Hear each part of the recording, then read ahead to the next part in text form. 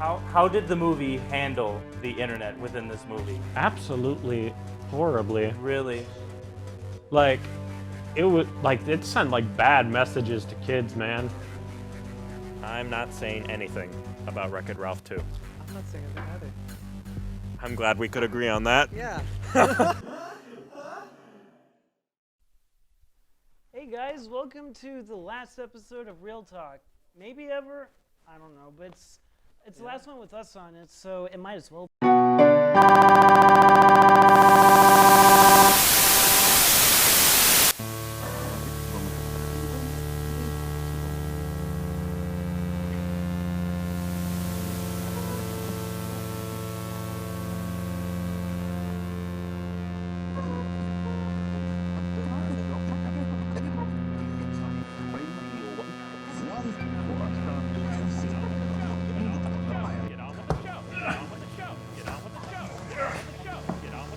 Get on with the show.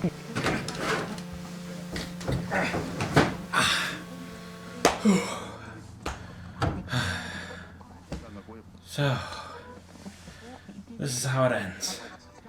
You and me, trapped in this moment for all eternity, till one of us drops dead. There's better ways to go, I presume. But this is the way things are. You know, I kind of figured one of us would be gone by now. But it's just the way things are. You, fueled by your corporate overlord, and me, fueled by caffeine, stubbornness. I guess there's only really one way to properly bring an end to all this. A video essay!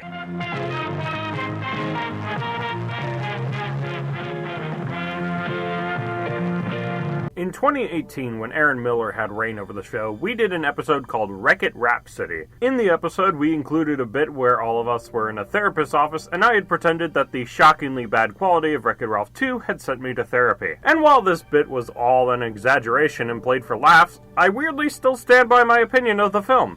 If you look at my personal Letterboxd account, you'll see that it's one of the 13 films I have rated at half a star, right alongside technically broken films like Babies, Kids, and Suicide Squad, to spiritually broken films like Mulan, the 98 Godzilla, and 2019's Lion King. Also, Harold and Kumar go to White Castle for some reason. Ever since I've taken control of the show, I've always wanted to come back and elaborate on my thoughts on the film that metaphorically sent me to therapy, and here we are, 3 years later. Better late than never, I suppose.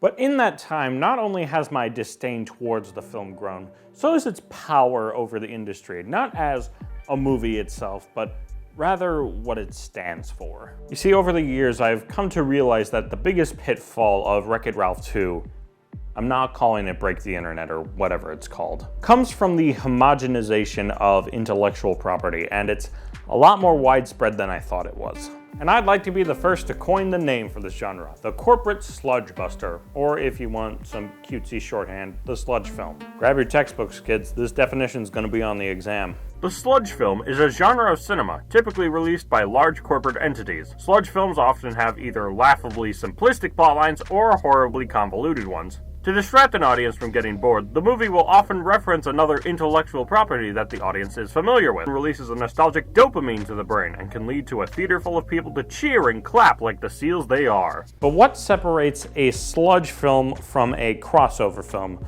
I believe it's more about the intent about what's being shown on screen and how it's being portrayed. The idea of a crossover film has existed for basically already a century at this point. Frankenstein Meets the Wolfman was one of the earlier crossover films in 1943, and many decades later, this concept of monster versus monster would be expanded upon in the Godzilla franchise, as he faced off against other characters that already had their own films like King Kong, Rodan, and Mothra. Horror is actually a very common place to see crossovers like this. Freddy vs. Jason and Alien vs. Predator come to mind.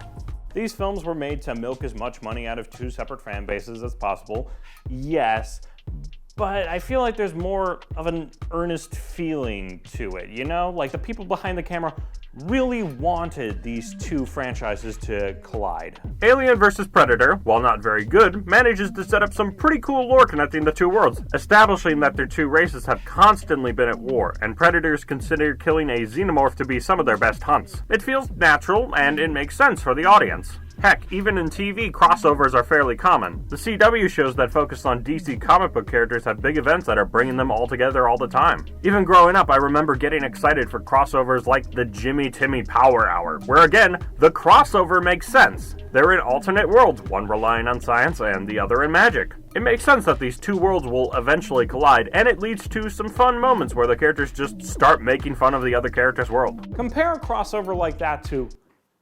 Boy, this episode's really about to go off the rails. Compare that crossover to something like That's So Sweet Life of Hannah Montana.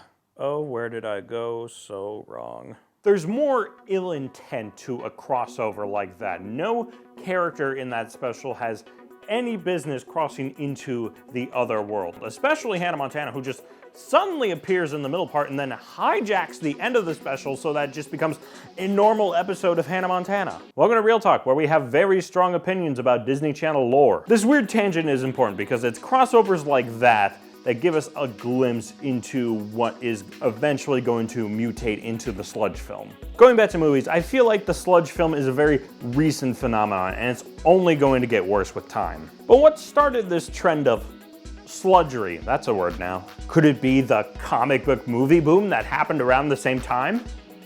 I'd say no. Movie series like the Marvel Cinematic Universe and DC's Leftovers are more along the lines of crossover than Sludge.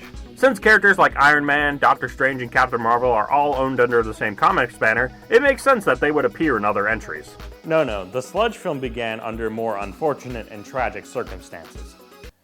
Tragic because it started in one of the best animated films ever made. Everything is awesome.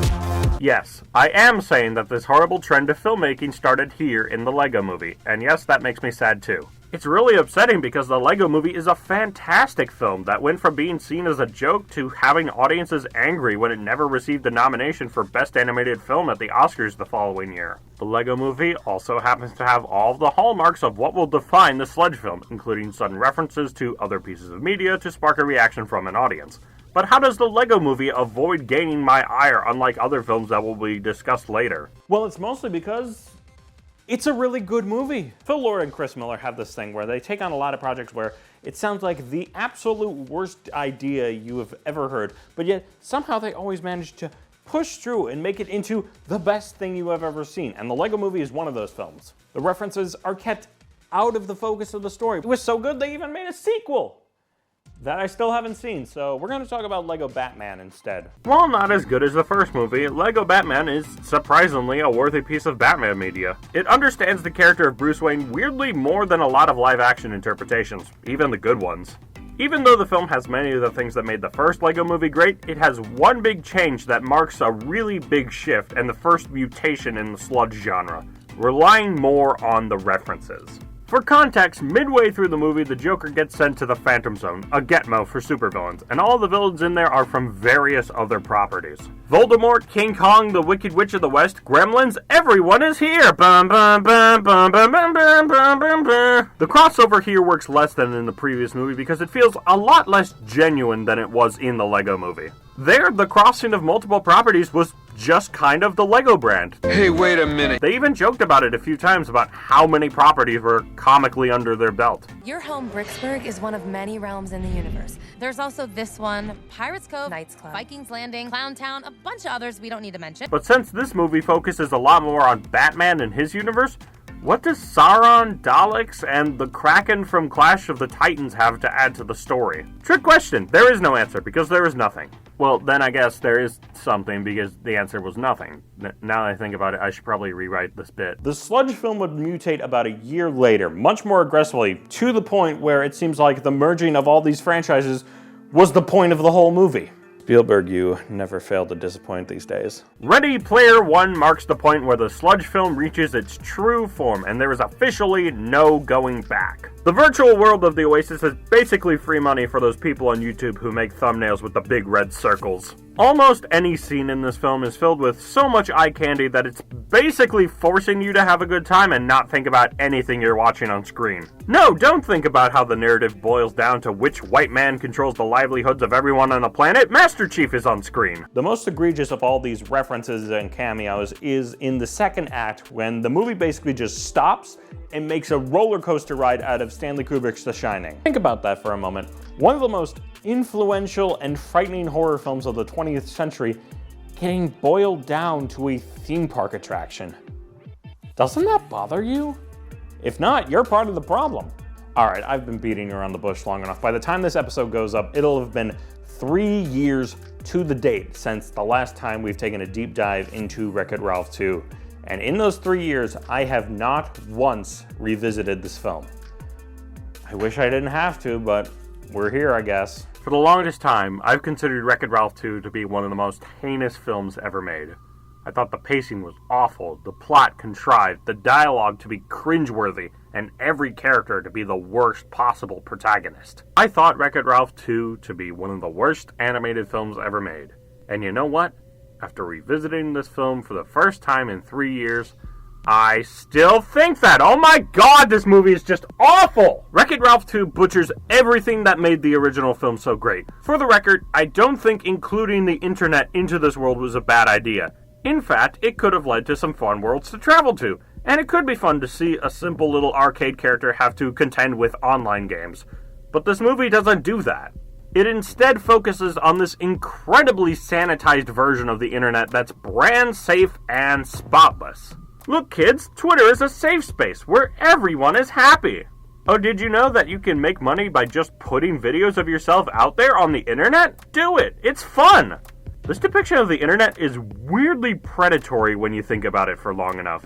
And then there's that enchanting part where the movie just suddenly stops on a dime to advertise ohmydisney.com. Now Disney has a chance to flaunt all of its properties. Look kids, it's like one of our theme parks down here. You can meet Baby Groot, Eeyore, a singular dwarf. Oh, and look at this scene. All the Disney princesses are all together in the same room. Isn't this so cool? You want this, don't you? You want this, don't you? You want to see all the characters in this room together, right? Yeah, that's right. Eat what we feed you, you good little cow. Consume all of the media we want you to. And don't forget to sign up for our exclusive streaming service where you can consume more and more of our content, but we're not going to give you anything worthwhile for 2 whole years. Be sure to watch our Frozen specials. You still like Frozen, right? Don't forget to watch all 10 of our Marvel shows that we're going to release every single year until the sun dies out. Isn't consuming media fun? There's so much crud and crap over every frame of this movie that it just becomes hard to articulate why I hate it so much. The corporate indulgence of movies like these are absolutely toxic, and it makes me hate the entire medium of film. There is nothing in this movie that is worth what it asks from you. It doesn't leave you with anything. The only thing that this movie does is take. It takes, and it takes, and it takes. But we keep giving anyway, because we want to see the big names that we love. But we don't want to put in the time to remember why we love those things. And neither did the people who made films like Ready Player One or Wreck-It Ralph 2. So, what's the message of this episode? The grand finale. What is the last word? It's time to grow up. I could spend hours talking about how much I don't like you. I could pick you apart, frame by frame, until there was nothing left. But why? That's no fun. It's no fun for anyone. When a movie like you holds such little value that there's no real point in taking the time to convey why. Why bother? You know, there's so much more out there. So many other films I could have talked about. I could do so much more. So much more! But this is what I get. You. And you know what? The past few years, while I've been doing this, I've thought about nothing But you. It was always you. I wanted to prove to the world that I held more value than you did. I wanted to show people I could make something, that I could prove a point. And yet, here you are, all these years later, right as my time is up. Suppose you're supposed to get the last laugh in then, yeah? Reveal that after all these years, I couldn't have done any of this without you.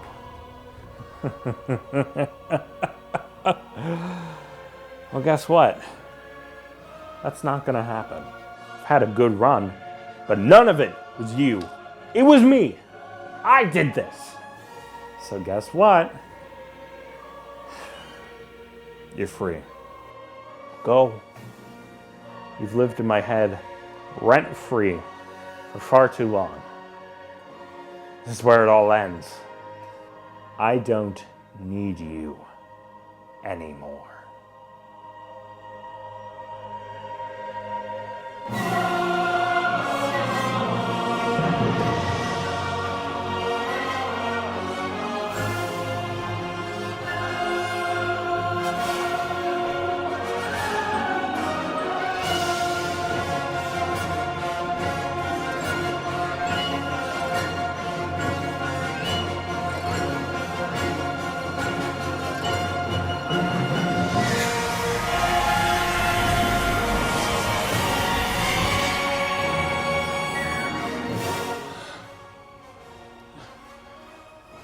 It's over.